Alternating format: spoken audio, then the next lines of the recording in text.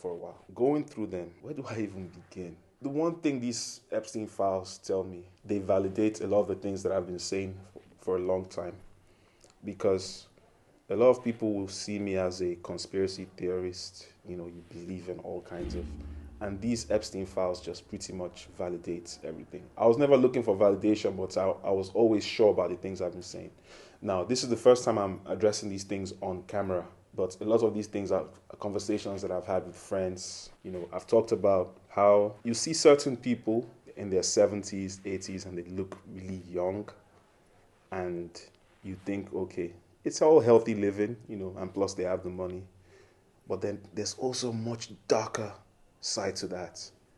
And it's the idea of killing babies and children and drinking their blood. This isn't me just talking shit, okay? They're out there, all right? And if you don't believe me, go to Lenny Moreno, his Instagram. Shout out Lenny Moreno. You know your stuff, by the way. Boy, these Epstein files, man, it's dark. It's dark because anybody that knows me knows that I have little to no tolerance when it comes to PDFs. It lets me know that America as a country, looking at these Epstein files, people in Europe, high-powered European officials, they are losing their gigs, they're losing money, they're losing their accounts, and they're under serious investigation. If you go over to UK, for example, Prince Andrew, one of the most prolific names in these Epstein files. There's even a damning picture, which I'll put on screen. I didn't want to do this, but it's going to come up on screen, of him just basically laughing over what looks like an underage girl. The royal family, they've cut him off. They want nothing to do with him.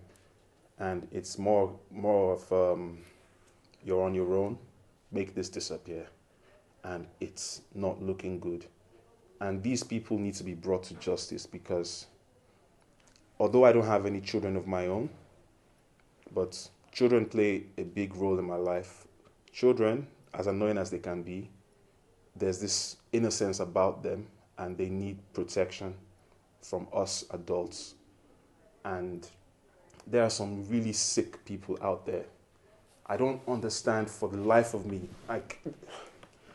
Talking about this, I'm just getting angry. I don't know how you can look at a child and be sexually aroused by that. You have to be really, really sick for your mind to even go there. How can you look at a child and be like, it makes no sense.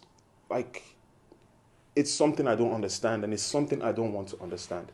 I also saw a video, slightly unrelated topic, but similar as far as this topic goes.